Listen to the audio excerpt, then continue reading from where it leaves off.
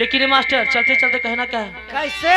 अरे एक गो दिल मंगवैया 1000 बा, एक गो दिल मंगवैया 1000 बा, एक को दिल मंगवैया 1000 बा, एक को दिल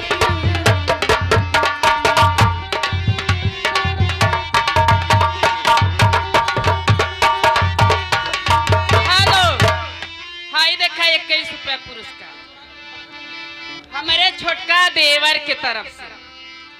जाते जाते का